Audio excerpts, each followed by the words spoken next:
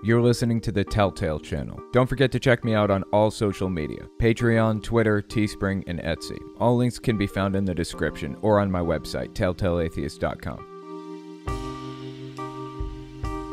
Pope Francis made some big announcements recently. He came out in favor of civil unions. Now, I know how civil unions are viewed in the US. I'm personally in favor of gay marriage, period. LGBT people should be treated as equals. No ifs, ands, or buts about it. The Pope didn't endorse gay marriage, and I'm not happy about that. But think about it from the Pope's perspective. By endorsing civil unions, he broke a long tradition by other popes and Catholic leaders. Lots of pissed off people. What he did in his sphere is incredibly progressive. Not in my sphere. I want him to go further, but this is a step in the right direction. Now we need a few more like that. So good for the Pope. I'm glad he's starting to move over on the issue. And who knows, maybe the next Pope will be even better. Although there's always a strong possibility he'll be worse. A lot worse.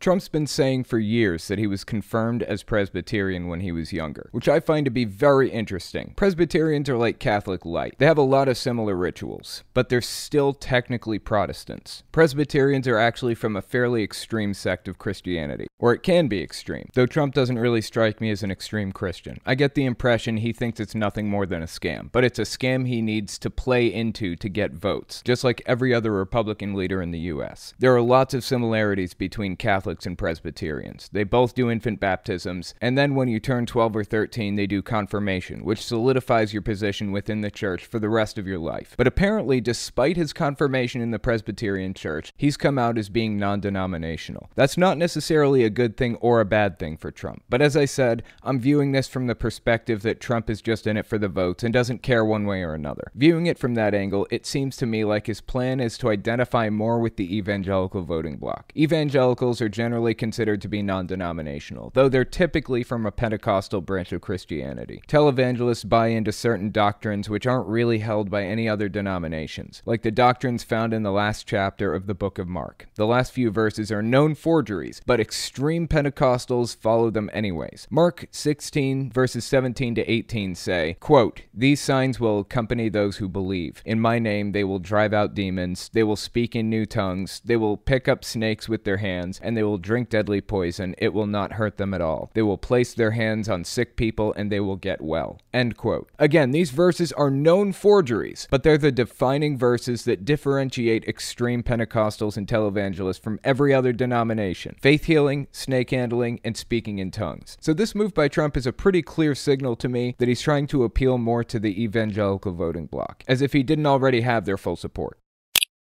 The Prime Minister of Australia is miffed. He's reportedly getting ready to slap sanctions on a few organizations, including but not limited to the one and only Jehovah's Witnesses. I'm sure we can all guess why. If you're unaware, a while back, the Australian Royal Commission investigated Jehovah's Witnesses over claims of child mistreatment cases, also known as CSA. They called the governing body in to testify in everything. And guess what? The governing body members lied. I mean, it might not come as a surprise to most people here, but it honestly came as a surprise to me. I know the governing body of Jehovah's Witnesses twists the truth all the time. They parrot things from their perspective and it's warped to shit. But outright lie? Usually they find ways around outright lying. But that's the fascinating thing about this situation. The governing body member knowingly lied under oath after swearing to tell the whole truth on the New World Translation of the Bible. How do they justify that? Their theocratic warfare doctrine. Anything is justified if it's in service to the organization. Lying, cheating, manipulating is acceptable in Jehovah's eyes if you're doing it to protect him. Or more specifically, if you're doing it to protect the organization. Australian leadership isn't too happy with him after that little debacle, so the Prime Minister, Scott Morrison,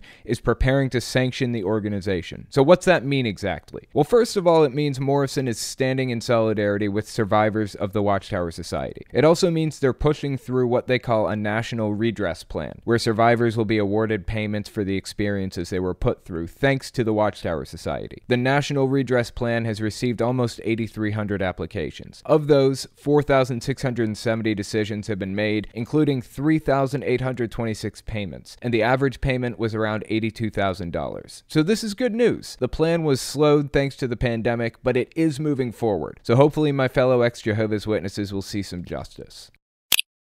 James Randi, a name not all of you might know, but he's been very important to the skeptic movement for decades. He influenced me when I was younger. When I was still trying to find my way in life, after leaving my old cult, I stumbled upon his videos. He's helped countless people find skepticism. And finally, on October 20th, 2020, at the age of 92, he died. Rest in peace, James Randi. His contributions to atheists and skeptics cannot be overestimated. He made an appearance on a show about 12 years ago, and he had this to say.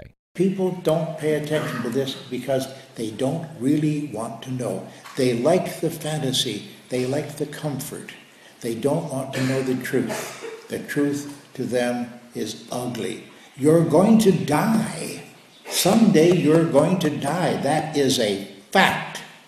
And it's time that our species grew up, matured to the point where they could look ahead and say, yes, I'm going to die, but I want to do the best I can while I am still alive.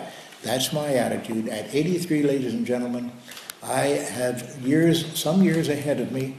I will work up until the minute that I close my eyes for the last time, and when I do that, I will be smiling.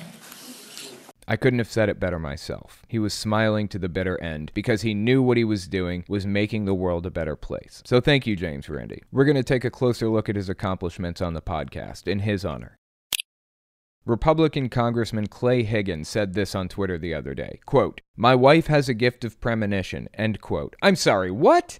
Your wife has a gift of premonition? Why don't I ever hear this crazy shit from Democrat congressmen? If you have any examples of it, please feel free to send them to me on Twitter. One line in, and we've already entered Crazy Town. Let's continue. Quote, "My wife has a gift of premonition. Last night she dreamed the federal squads were in our home seizing guns, knives, unauthorized foods, and stored water. They said we'd been reported. Becca awoke crying. What happened to our freedom, she asked. What indeed?" End quote. Where the holy fuck do I even start with this? That'll never happen. First, it's not illegal to store food and water. Second, it's not illegal to have guns. It'll never be. Not in the U.S. The Second Amendment to the Constitution guarantees that. At absolute best, the federal government would institute a buyback program, like Australia did years ago, where you can bring your stuff to the government and they'll pay you for it. They will never raid people's homes just for having stuff like that, unless it's something that civilians absolutely should not have, like a tank or something. Honestly, I don't know why I'm taking this guy seriously, when he literally tweeted, "My wife has a gift of premonition." Oh, I remember why. Because he's a leader in our government. Right. Unfortunately, we have to take him seriously, whether we like it or not. Don't forget, if you want to call in and leave a voicemail, the number is 1-800-701-8573. Hey, this is Owen. If you're comfortable, leave your first name and state at the sound of the tiny truck backing up. I'm from Colorado.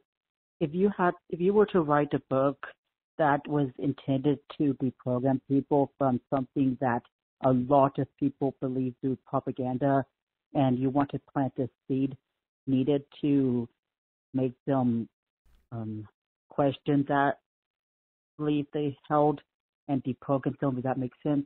How would you go about doing that? Thank you. I appreciate that.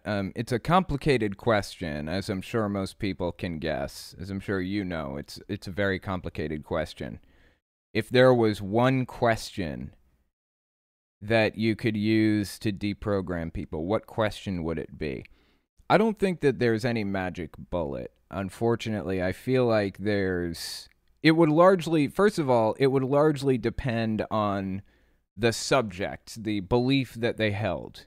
For Jehovah's Witnesses, it would be a different question than if it was like a Scientologist or a Trump supporter or something like that. And FYI, when I say Trump supporter, I mean an extremist. I don't mean the standard, I'm going to vote for Trump kind of guy. I would say, generally speaking, just for any group, the question should be one that would get them to think critically in a non-confrontational way. Maybe something about, what would it take you to change your mind? A lot of the deprogramming methods are based in conversation, not one-way dialogue. It's all based in conversation, reacting to what they're saying, reacting to what they believe and what they think and why they think it. The whole idea would be to try to get them to see that what they believe may not be based in fact, not necessarily. If it's not based in fact, then the only other option is that it's based in faith, the belief in something that's not seen. And once you come to that realization, you have to ask the question, how do you know you're more correct than a Muslim whose beliefs are also based in faith, or a Catholic, or a Jehovah's Witness, or anybody? How do you know you're more correct?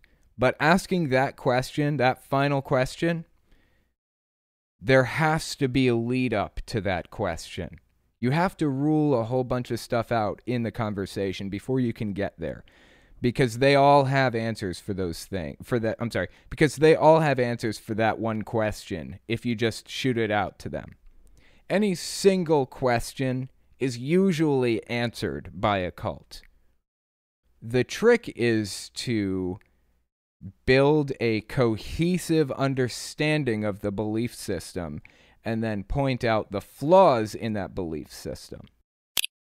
Hello, Owen. I'm Jacob from Texas.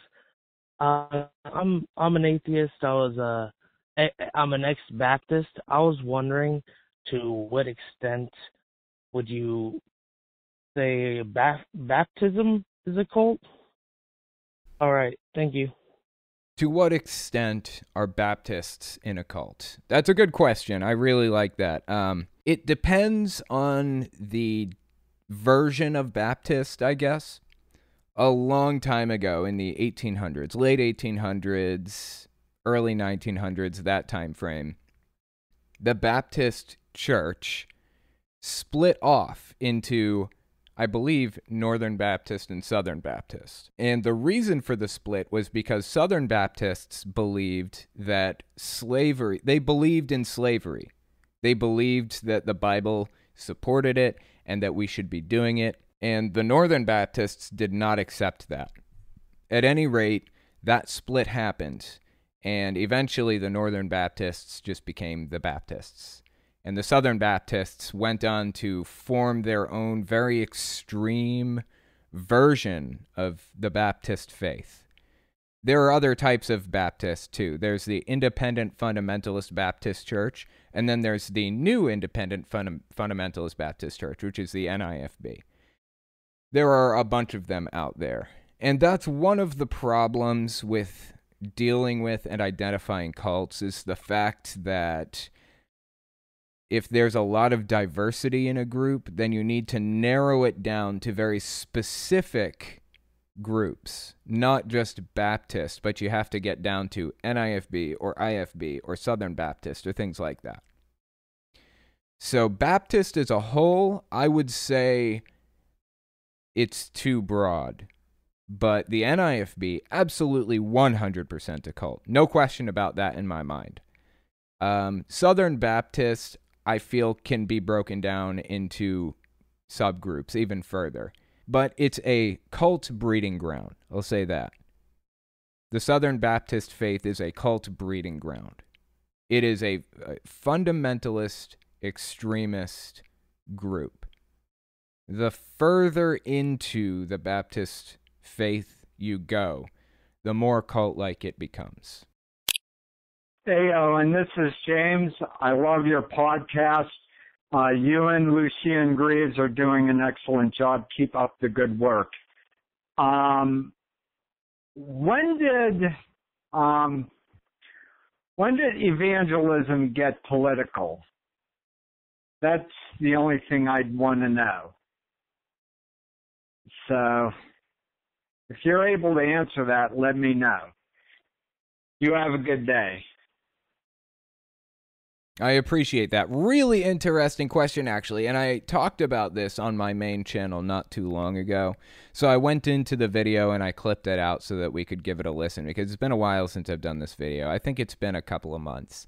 Let's listen to the video and see what I said at the time. Hang on, let me find it. Here it is. Okay. Okay, yeah. The name of the video, I believe, was The Rise of Televangelism. I think it's about halfway through the video, but let's listen to it. In 1979, Jerry Falwell used his fame to push something called the moral majority, which encouraged Christians to get more political and vote on specific issues. He went pretty hard against evolution, secularism being taught in schools, and homosexuals. They picked up a bunch of key political issues and ran with it. The organization disbanded in 1989, but they definitely accomplished their goal of politicizing Christians and branding the Republican Party as the political party of evangelical Christians. Lots of points argued by Republicans in the US today are based on Christian values, which is why I will never be a Republican. I might vote for a Republican candidate, probably not, but I might. I might even move toward conservative or libertarian ideas. Again, probably not. Some, maybe. But I will never consider myself a Republican. The party is linked to, supported, and heavily influenced by extremist Christianity. That's just what it is. I know I have some atheist Republicans in my audience. That's okay. I understand we have different views. Differing opinions should be allowed. But I will never be a part of a political party that's so heavily controlled by extremist Christianity. So the bottom line behind this video is Jerry Falwell Sr. and Billy Graham and a bunch of others in the 80s started this basically campaign to try to get people to be more they started this campaign to try to get their congregations to be more involved in politics. Now, it's been shown that as you get older, you get more religious and you get more conservative. That's the general trend in society, in U.S. society. So the goal was to link those two, link religion and politics inextricably, so that everybody in their congregations, everybody in their megachurches would all go vote for the Republican candidate. No questions asked. That was the goal. And they largely succeeded. They did it. That's where we are now. The Republican Party is controlled by the evangelical voting bloc. You can't get into the government. You can't get into Congress or the presidency or anything else unless you have the blessing, if you will, of the evangelical voting bloc. It's really very sad that we found ourselves at this point, because that is one of the signs of a fascist government. That's one of the signs of a fascist society. Religion and politics are inextricably linked.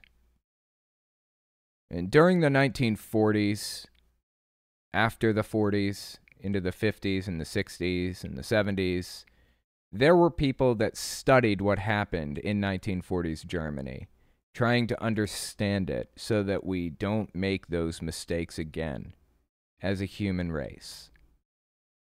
And they found that mixing religion and politics that way is one of the keys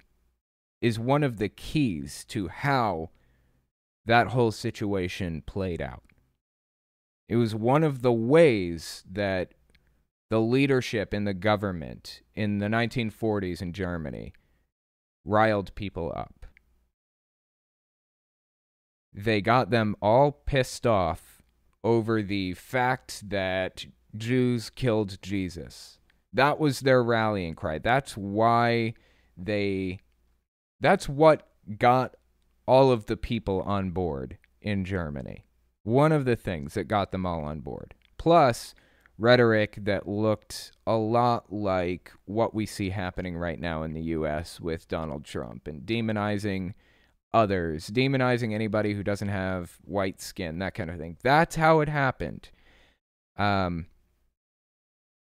I know that's probably a controversial take, but I don't really know what to do about that. Like, that's just what it is. I'm sorry if people don't like me stating that fact, but that's how it played out, and that's what we're seeing take place right now. I'm not saying that Trump is literally Hitler or anything. I'm saying he's using a lot of the exact same tactics that Hitler used. And That is a disturbing sign to me. It should be disturbing to anybody. Let's take a look at YouTube comments out of curiosity. I filtered for negative sentiment because I'm kind of interested to see what negative things people have to say. Now, bear in mind, this is a search algorithm, and as such, doesn't know who Telltale is, so the negative sentiment may not be directed at me. I would love it if I could find those, but it's just general negative sentiment. So let's take a look at the comments and see what people had to say. Zippy blessed, for God so loved the world that he gave his only begotten Son, Jesus, that whoever believe in him shall not perish but have eternal life. Jesus is coming, call on him now. Fascinating. I'll pass on that. Prove to me that Jesus is real, and I will consider it. But even then, Jesus and just the God of the Old Testament and honestly the God of the New Testament are fucking monsters, dude. I don't want anything to do with those people. They're fucking awful people. Like, they're awful beings.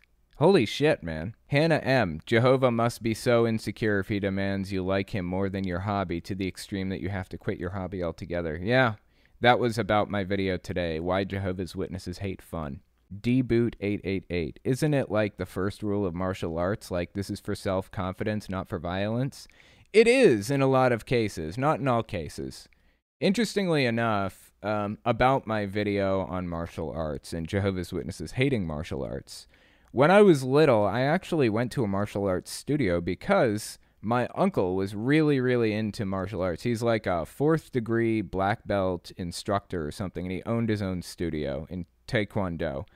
And so we went there basically like once a year. We would go visit them when I was little.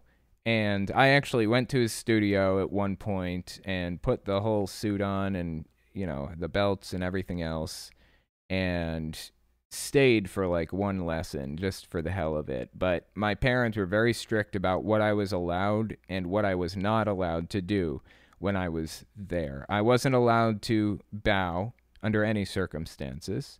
Wasn't allowed to salute the flag or stand in front of the flag or look at the flag or any of that other weird shit if there was a flag.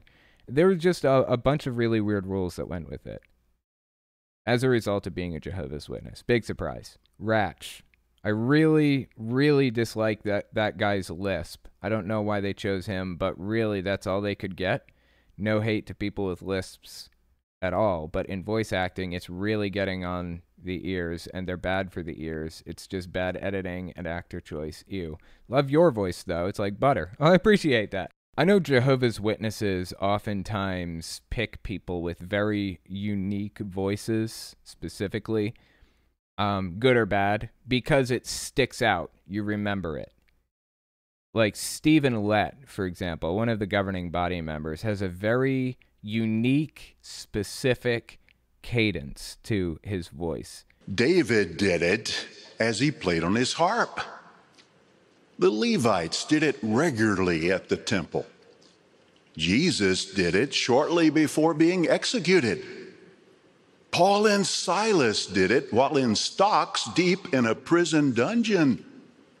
The resurrected anointed do it as they stand before Jehovah's throne. What activity are we talking about? We're talking about singing songs of praise to Jehovah. And of course, all of us want to imitate these fine Bible examples. And it makes very strange facial expressions, but it sticks in your mind. That's what matters to Jehovah's Witnesses. They want it to stick in your mind. And all of their speakers, like when you're listening to one of their sermons or something, all their speakers have really, really unique cadences that you don't find basically anywhere else except for the Jehovah's Witness religion. Fuck Watchtower. Warning, Watchtower is tracking cell phones. Okay. Interesting. I keep up with Jehovah's Witness news real fucking closely, obviously. And I haven't heard anything about that. I haven't seen any evidence of it. So I'm a little bit skeptical that they're tracking cell phones. I wouldn't be surprised to learn that they are gathering user data for their apps. That wouldn't surprise me at all. Basically like any app out there. But I would like to know more about what they mean by tracking cell phones. Anyway, thank you for the comment on that. Taylor Adams, man, this dude just needed some therapy if he was... God damn it. Man, this dude just needed some therapy if he was feeling so lonely and lost that he turned to a cult. Bear in mind, cults do prey on emotionally vulnerable people, but that's not how it always plays out. You don't always join a cult as a result of being emotionally vulnerable, like people who have lost a loved one recently or something like that. It's not always necessarily the case, but therapy is good for basically everybody, in my opinion. I think everybody just about has some experience that they've gone through that therapy would probably help. So I would recommend you find some. Everybody, seriously. What could it hurt? Vote. Don't be a moron. Biden is satanic as hell. Fascinating. That was on my Kenneth Copeland Kicked Off TV video. This person seems to believe that Biden is satanic as hell. I beg to differ, good sir. Actually, I have an idea where to find some good hate comments. So last week I did a segment about racism in the U.S. When was America great? That was the question. And I released the video to my main channel instead of my podcast channel, right? I talked about how racism is a problem in the U.S. That's basically what the whole premise of the video is about. Racism exists in the U.S., and it's a problem that I would like to see dealt with. It was a little bit more detailed than that, obviously. It's like a 4-minute video, but that's the premise. So let's take a look at the comments in that video. Can't everybody in the U.S. agree that racism does exist in the U.S., right? Racism exists everywhere in the world. It's just, human nature. We need to fight that human nature to make things more fair and equal for everybody. I thought that was something that everyone could get on board with. Are people really about to argue with me about this? Let's take a look at the comments. I liked you better when you weren't political. Oh my God, this person here, Cheryl St. Germain, says some really weird stuff. So let's see what they have to say. YouTube timer 039. Owen, no one particular person owns the human language or phrases, just like there are really no new musical notes or chords, yet the same thousands of interplays are changed to make you think you were given something creatively new. Again, if you were to take every great speech and read the sayings of all the Greek scholars, the Bible, parables of Jesus, ancient Taoism, before the life of Jesus, Buddhism, you would find that there is nothing new under the sun. If you had been taught Plato's Cave in junior high and tweaked the words with synonyms, abstract shortcuts, cut a few sentences short, oh my God, this just keeps going on, and moved punctuation and capital letters around, you would think Stephen Hassan or Robert J. Lifton as some kind of genius or hero. The same information is always right there in front of your face. In fact, Lifton, in studying prisoners of war, borrowed heavily from the novel and classic Red Badge of Courage and tried to make his work sound unique. Robert J. Lifton's work was unique. Just because we use the same 26-letter alphabet does not mean that nothing is unique. That is absurd. This person is a serious conspiracy theorist, actually. If you went back into my channel and searched for Cheryl St. Germain, you'd find some real weird shit. Seriously, real weird shit. Owen wasn't born yet, but in the 60s, right before the assassination of John F. Kennedy, most Americans were satisfied with their jobs and the economy, and the middle class was strong, and you really didn't want for anything. How would Owen know? Oh, let's see, a fucking history book. Why don't we start there? I had history books when I was little. Still have some, actually. And yeah, in the 1960s, right before the assassination of John F. Kennedy, a lot of people were doing really well. You know who wasn't doing really well? Black people. They weren't doing really well before JFK's assassination. They were still drinking from colored water fountains. That's the fucking point of the Civil Rights Amendment. The point of the Civil Rights Amendment was to desegregate and try to make the country a little bit less racist. At that time, we were still a segregated country. Are you telling me that's when America was great? Is that what you're saying? Dude, I'm a huge fan, but I'm getting so tired of this political stuff. I didn't subscribe to hear you talk about how Republicans in the U.S. suck. I want to hear about why Mormons and J-dubs are crazy. I know I'm just one subscriber, but I'm sure many others feel the same. Stop with the anti-American crap, or I'm going to have to take my views elsewhere. Then fucking go! Nobody is hog-tying you and prying your eyes open like it's a clockwork fucking orange and forcing you to sit here watching my videos. Go if you don't want to hear my opinions. That's what this channel is for. My opinions. If you don't like them, then get the fuck out. People fucking kill me, man. What is this shit? Somebody responded to them, if you can laugh at how crazy religious people are, you should easily see how crazy MAGA and Republican racists are. Thank you, Mr. Feel Nothing. I couldn't have said it better myself. Response, Mr. Feel Nothing. I'm a Republican who wears a Trump 2020 KAG hat wherever I go. If you think even for a minute I'm racist, you're dead wrong. The point is, it isn't a political analysis channel. It's an atheist channel. I'm here to watch him debunk religions, not politics. Oh, I'm going to have to respond to this one. Mr. Feel Nothing. Racist? Not all of them, to be honest. I'm Mexican and I have a lot of Republican friends. Saying all of them are racist is some bullshit. Like saying all blacks commit murder, all feminists are extremists, all blondes are silly. It doesn't work that way. I know you didn't use the word all. That's what it seems. That's what seems to be implied. I personally don't have a problem if he talks about politics, though. All right, I'm going to respond. I'm going to get fucking aggressive.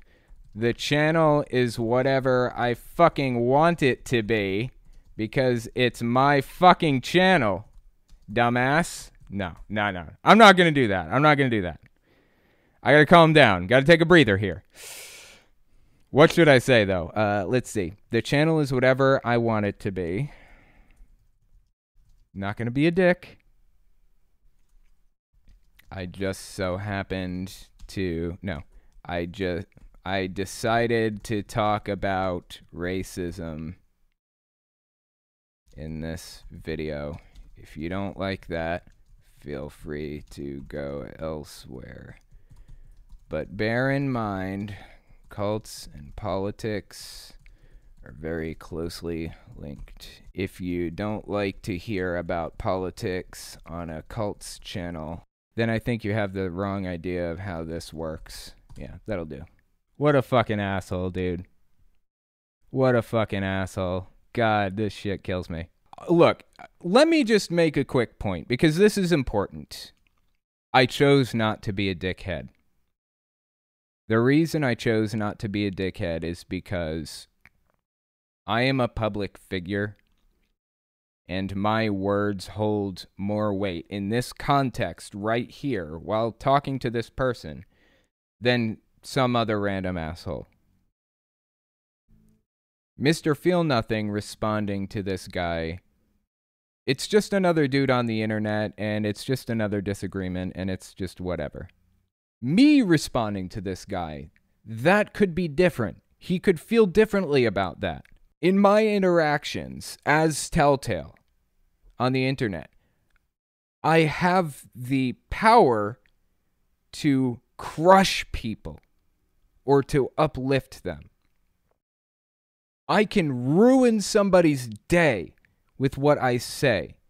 On Twitter, on YouTube, anywhere that I'm being represented as Telltale. I can ruin somebody's fucking day. I can't really blame Sketchy Feet or whatever this guy is. I can't really blame this guy for holding the views that he holds. Everybody is a hero of their own story. Everybody's a hero of their own story. He believes that he's doing the right thing. He could be wrong. In my opinion, he is wrong. In his opinion, I'm wrong. But I have to understand that the vast majority of people don't believe that they're evil or bad people or doing bad things. They believe they're good people doing the right things. The vast majority.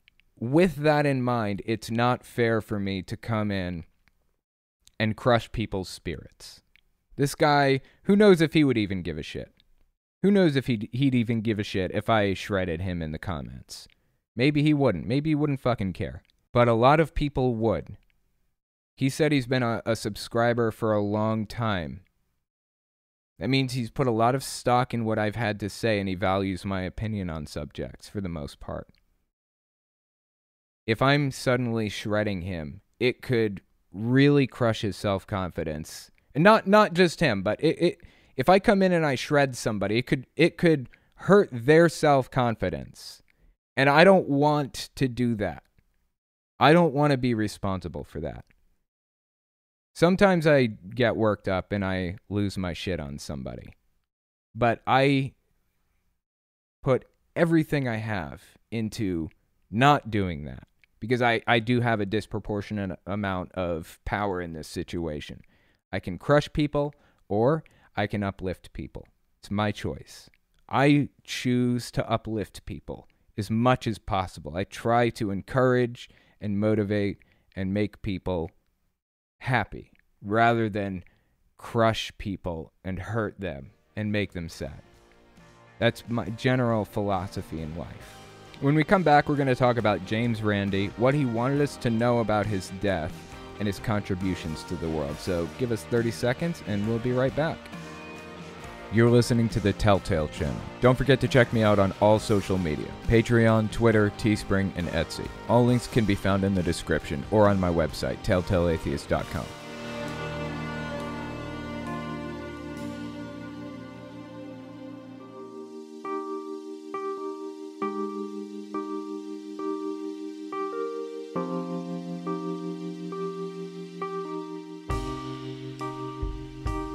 So as I'm sure a lot of you guys have heard, the amazing James Randi has passed away, sadly. There's this article on AP News about it. I wanted to give it a read and see what it had to say. And then we're going to talk a little bit about who James Randi was and what he did. And then we're going to end with his parting message to the world. So let's start off by reading this AP article. Title is James Randi, Dazzling Magician and Skeptic, Dies at 92. It's by Matt Sedensky. James Randi, a magician who later challenged spoonbenders, mind readers, and faith healers with such veracity that he became regarded as the country's foremost skeptic, has died, his foundation announced. He was 92.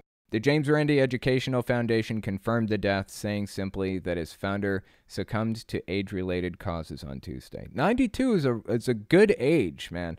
He got a lot out of life at 92 years old. Very impressed. Entertainer, genius, debunker, which apparently, by the way, he hated the word debunker, so that's what I've come to hear recently. And atheist, Randi was them all. He began gaining attention not long after dropping out of high school to join the carnival.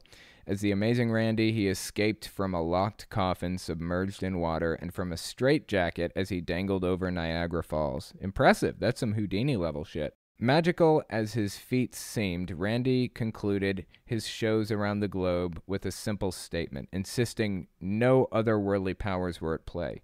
Quote, everything you've seen here is tricks, he would say. There's nothing supernatural involved, unquote. The magician's transparency gave a glimpse of what would become his longest-running act as the country's skeptic-in-chief. In that role, his first widely seen exploit was also his most enduring. On a 1972 episode of The Tonight Show, he helped Johnny Carson set up Uri Geller, the Israeli performer who claimed to bend spoons with his mind. Randi ensured the spoons and other props were kept from Geller's hands until showtime to prevent any tampering. The result was an agonizing 22 minutes in which Geller was unable to perform any tricks. Randi had bushy white eyebrows and beard, a bald head, and gold-rimmed glasses, and bounced his 5'6" frame energetically. Even in his final years, he sought to disprove not just those who read palms and minds, but chiropractors, homeopaths, and others he saw as predators seeking innocent people's money. Let me tell you a little bit about this guy. He's given a lot of speeches around the country. Okay, one of his more famous speeches, he starts out talking about homeopathy, right? And he opens this bottle of what appears to be medicine, and he starts eating these, what appear to be pills. And he's giving the talk the entire time. By the end of the talk on homeopathy and how bullshit it is, he'd gotten through the entire bottle. He ate the entire bottle of medicine, of homeopathic sleeping pills. And he said, now, according to this label, I shouldn't even be alive. but I ate the entire thing because there's no active ingredient in homeopathic medicine. He was the guy who exposed Peter Popov originally. I don't know if you guys know who Peter Popov is. I've mentioned him a couple of times in my videos. He's a televangelist who was famous for his faith healing stuff. He'd do faith healing, and he knew a disturbing amount of information about the audience members that he'd call up to do these faith healing events. So let's watch this short clip about Peter Popov and how the amazing Randi exposed him. You've got cancer of the stomach? Are you ready for God to burn that cancer out? Here it goes in the mighty. Devil, back off. Back off, devil! Woo. Hallelujah!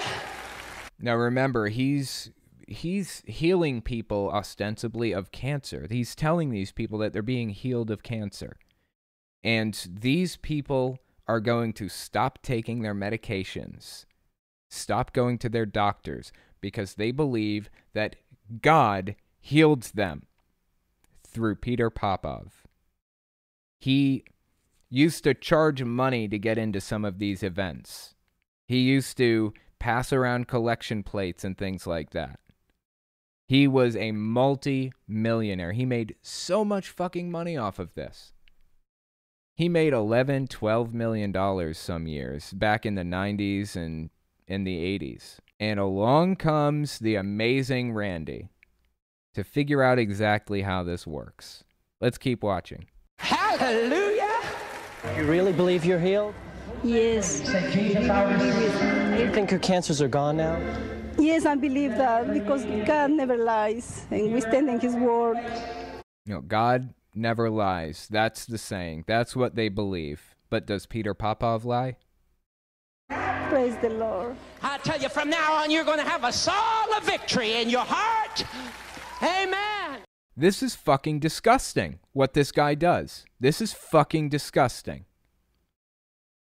He is tricking people into believing that he healed them, that he cured their ailments, and now they're not going to take their medicine anymore because they think that God healed them through Peter Popov. How many deaths is this guy responsible for? How many? How many deaths? So the amazing Randi comes in, and he wants to figure out exactly how this works. What did he do? He brought a radio inside the hall and played around with the tuning until he caught this. Hello, Petey. Can you hear me? If you can't, you're in trouble. John, is it Popov was being prompted by his wife through a wireless earpiece. John? Deary Johnson. She'd gotten her information from prayer cards filled out by the faithful before the show began. She wants to get rid of the walker. You want to get rid of this walker, sister? Oh, glory. How long have you been walking on that walker? About 3 years. 3 years. She lives at 1627 10th Street. 1627 10th Street? Is that right? That's right. She has arthritis all over. Burning this arthritis right out of your body? This is fucking disgusting, dude. That was James Randi who exposed Peter Popov. James Randi took this guy down. James Randi destroyed this guy's career for what he was doing to people. We have so much. We owe so much to James Randi for what he did to expose charlatans and save people's lives seriously. So let's continue reading this AP article and see what else it had to say about James Randi. Randi targeted those he saw as frauds with a tenacity and dedication he admitted was an obsession. His efforts were reminiscent of those of his great predecessor Harry Houdini, who devoted large portions of his time to debunking spiritualists and their seances. Quote, I see people being swindled every day by medical quackery, frauds of every sort, psychics and their hotlines, people who claim to be able to find lost children or to help them invest their money. Randi told the Associated Press in 1998, I know they're being swindled because I know the methods being used. Once, awaiting the chance to sift through the trash of a faith healer, Randi spent days in his car eating Twinkies and drinking Pepsi. Sounds like a good time, honestly. Dude knew how to party. Twinkies and Pepsi. That's my kind of party right there. Quote, I suffer from this obsession that I have something important to do, he explained in a 2007 interview with the AP. There were other coups for Randi. He once showed the messages television faith healer Peter Popov claimed to be getting from God about his audience were actually coming from his wife through an earpiece. But the vast majority of those he aimed to show were frauds, were lesser known, lured to prove their abilities by the James Randi Educational Foundation. Through that organization, Randi was guardian of a $1 million prize he promised to give anyone who could prove either their own supernatural powers or the presence of a supernatural being. His loudest detractors said they didn't believe the money even existed, but Randi had the bank documentation no one ever came close to collecting. Another little fun fact about James Randi. It turns out he was gay, and he didn't tell anybody that until he was 81 years old. 81 years old. Let's watch this clip by Big Think with James Randi explaining why he didn't come out as gay publicly until age 81. Oh, well, I did it. First of all, my next book is to be called, this is a plug, A Magician in the Laboratory. And I thought, well, hey, before I publish the book, I should really come out and say to people, yes, I'm gay. I've been gay all of my life. I don't have any problem with that whatsoever. The point that I came out so late in life is only due to the fact that I never got around to it. All my friends and family have always known. All of my office people and such have always known about this. I've never made any refusal to discuss it. And if anyone has ever asked, I've said, quite frankly, yes, that's the situation. And for 25 years now, I've had a faithful companion. And we get along just fine. We're very attached to one another. I'm very happy in that relationship. And it doesn't enter into my work at all, though. Remember, this guy is 92. Like, he just died a few days ago. He was 92 years old. Imagine coming out as gay as a teenager in the 20s or the 30s or the 40s? Imagine that shit. Imagine the kind of fear he had in the pit of his stomach his entire life that somebody would find that shit out. That he would be revealed to the people around him or on a broader stage. Imagine the fear that he had to live in for some period of time in his life. Let's continue listening. The public reaction has been wonderful. I anticipated that it would be, frankly, but it's been much better than I even dreamed it could be. I'm still getting emails months after this happened. I'm still getting email from people who say, oh, I just found out about so-and-so and everything. Bang on, that's the way to go. And these are people who can or cannot be gay one way or the other. It doesn't make any difference. They all accept it. And a couple of sour grapes out there, but I could ignore them safely. But a very, very small minority. People have understood. And we are in an enlightened age. Now, when I was a teenager, that would have been the last thing I could possibly have done. I would have gotten stoned. I would get beaten up every day, I'm sure, by the kids at school. But not anymore. That day, I hope, is past. We have to stay vigilant and be careful about this shit because, as I talked about last week on the podcast, gay marriage is still very much up for debate in the U.S. We need to stay vigilant and stay on top of this and make the world better. Make the U.S. better than it is right now. Gay marriage shouldn't be up for debate. It's fucking ridiculous. It shouldn't be up for debate. And here we are. So that's who James Randi was.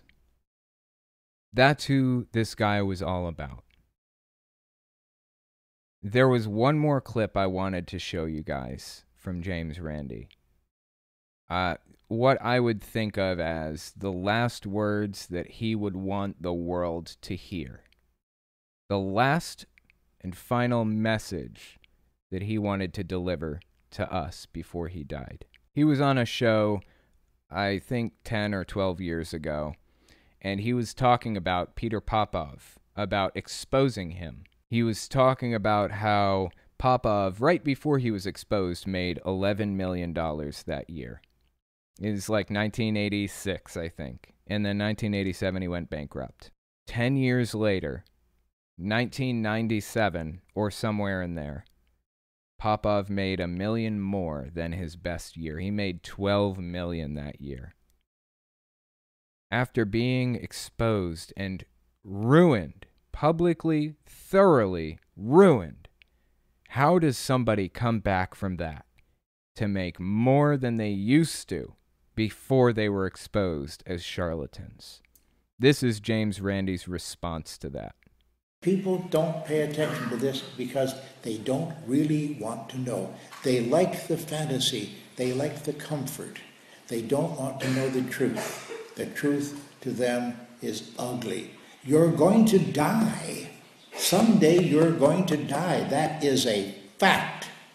And it's time that our species grew up, matured to the point where they could look ahead and say, yes, I'm going to die, but I want to do the best I can while I am still alive. That's my attitude. At 83, ladies and gentlemen, I have some years ahead of me. I will work up until the minute that I close my eyes for the last time, and when I do that, I will be smiling. I couldn't possibly agree more, and I couldn't possibly respect the guy more. His death is a loss to the world. But his videos are still out there, and we can still watch them. So, if you guys haven't seen or heard of this guy before, The Amazing Randi, go check him out. Let's take a quick look at Super Chats. Nakator. And now Popov has been relegated to selling packets of magic water on TV, which sign you up for a mailing list that begs you for small amounts of money here and there. Doesn't surprise me. Honestly, the thing I'm surprised most about by that is the fact that he's doing so poorly right now. Televangelists are the just most disgusting scam artists, and they have a knack for coming back from the dead.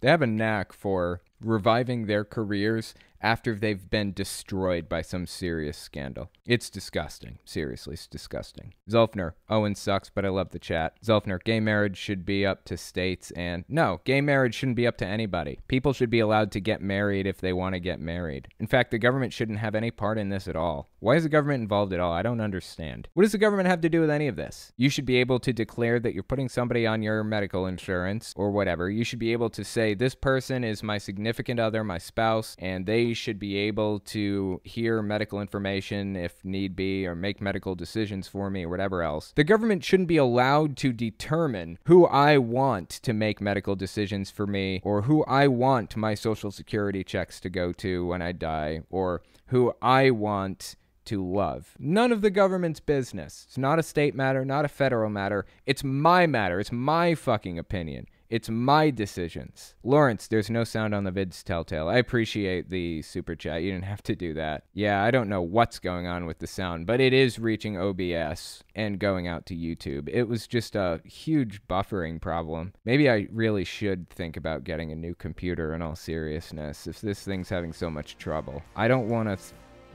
put the money into it, but I may have no choice. When we come back, we're going to talk about a Republican congressman claiming his wife has the gift of premonition. So give us 30 seconds, and we'll be right back.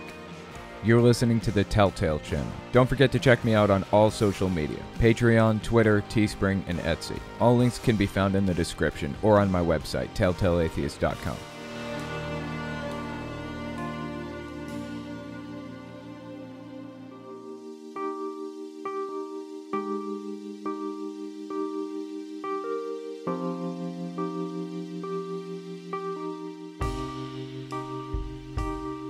So the next article I want to take a look at is entitled, GOP Lawmaker, My Wife's Gift of Premonition Shows That Freedom is Dying. This is on the Friendly Atheist website by Hemant Mehta. So let's give it a read and see what it has to say. I thought I was done hearing the name of Rep. Clay Higgins, a Republican congressman from Louisiana, after he said on Facebook in 2017 that every Muslim suspected of being radicalized should be executed because the world needed to be saved for all of Christendom. Wow, dude. Why am I acting surprised? This does not surprise me at all. This is what I'm expecting this shit.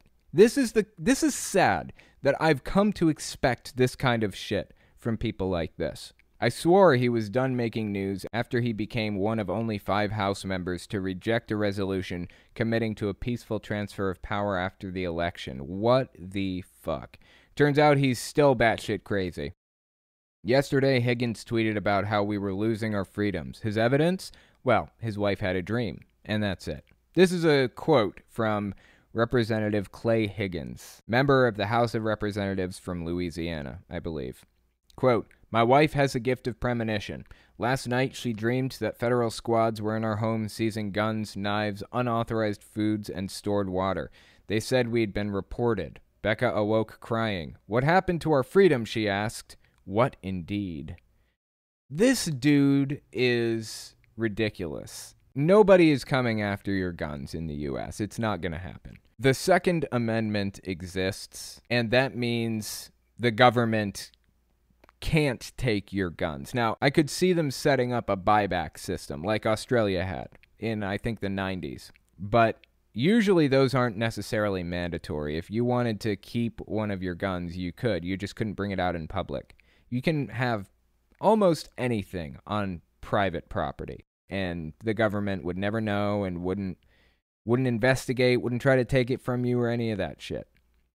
Aside from that, this is gun country. This country is full of that shit.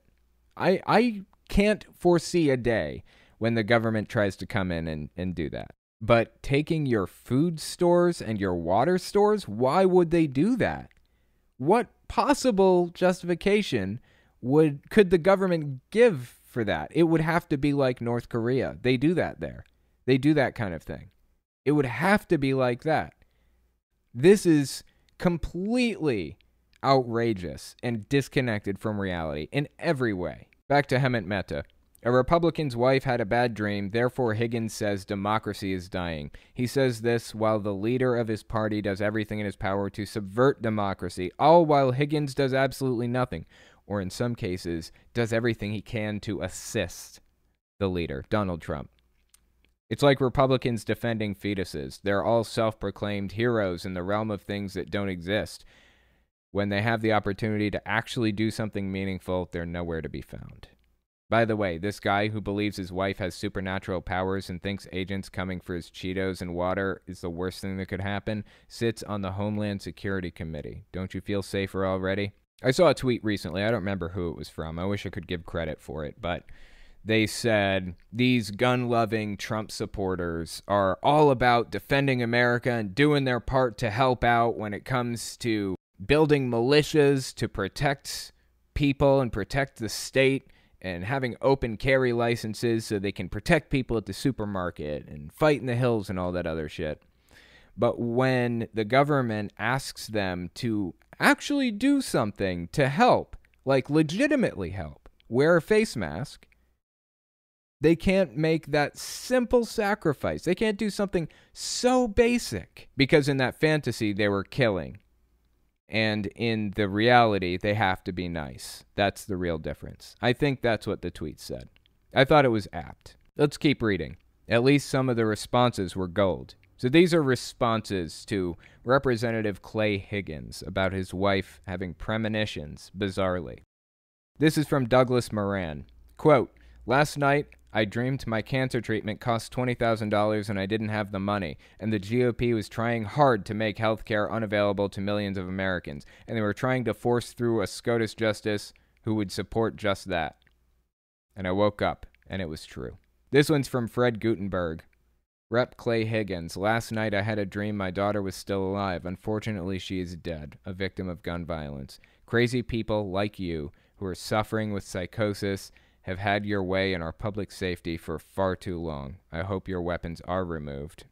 Well said. This one's from Zach Ford. Imagine your local police officers just busted down your door without knocking and shooting you in your bed. That's the reality for many people already. Hashtag justice for Breonna Taylor. Well said. I guess that is a reality for some people already. Although the image that was being depicted by Clay Higgins was one of a police state, basically. He was trying to depict the U.S. as a police state where you have to be scanned. Everything you do is monitored. Everything you do is controlled and watched and all of that other stuff, much like in North Korea. That's just not how the U.S. functions. It's like saying the U.S. is going to turn socialist. That's just a completely bizarre claim to me. We're nowhere near socialism. Nowhere near it. I would say we're closer to a pure capitalist system, like pure capitalist system, than we are a socialist system. It seems to me. Maybe I'm wrong on that point. But this fear-mongering about living in a police state, a communist or a socialist police state where they're trying to take your stuff, that's just not based in reality at all. He's a conspiracy theorist, plain and simple. Back to Hemant Mehta. Higgins happens to be in a safe Republican seat, but his tweet is a reminder that unless rational people run for office and unless people vote for them, there will always be deranged people in Congress with far more power than they deserve. Well said. It's like I was saying before, there are people in government right now. There are people in control of our government, in Congress, who are true monsters, true sociopaths. Who are those people? I don't know. We don't know. We don't know exactly who they are. We don't have the medical record of every or personality test of every congressman and president and Supreme Court justice. We don't have personality tests for any of them as far as I know. We don't even have personality tests for a lot of police. But they are there. They're out there. Who are they? I would love to know which ones are the sociopaths. Which ones have real, genuine psychopathy. And remove them. Psychology is, all things considered, a young science. It's a young science. It hasn't been around forever. We're just starting to really learn how it works and get a good grip on what's reliable and scientifically accurate and what isn't. I mean, a lot of the things that Freud proposed has been debunked now, but he was the grandfather of it. He started it and legitimized it as a real science in many ways, along with a lot of other psychologists in those early days. All things considered, psychology is a very young science, and I'm optimistic in the hope that eventually every leader in the world, anybody with any amount of power at all, will be required to take a personality test that will weed out the psychopaths or the power-hungry people from people who are genuine and have people's best interests at heart. I have to imagine a dangerously and disgustingly high percentage of the leaders, not just in the world, but the U.S. specifically, have clinical psychopathy or are power hungry, only in it for themselves. Who knows who they are, but maybe one day we'll be able to weed them out. Let's take a quick glance at Super Chats. Madeline Welsh. To clarify, I was saying the person saying gay marriage should be up to states had bad takes, not you. I love your channel and analysis. Oh, I appreciate that. Yeah, I just think it's ridiculous that the government should be involved in marriage at all. It's disgusting. Getting married is basically like handing a knife to your significant other, handing a knife to the government, and then turning around and facing the other direction. It's not good, generally speaking. I say marriage is a bad thing. It makes you open and vulnerable to just having your life destroyed. But there are a lot of benefits to it, and you know, I can get on board with those benefits. I would get married again, definitely, because of the benefits, but only because of the benefits. I don't need the government to tell me who I love, and I don't need to tell the government who I love. It's none of their fucking business. I was wondering what your opinion on paganism is. Well, I think paganism is ridiculous. I think it's just as ridiculous as any religious group out there. But if you're asking me about pagans, I have no issue with anybody. I support everybody to go through their journey in life. It's none of my business, so whatever. If that's your thing, then that's your thing.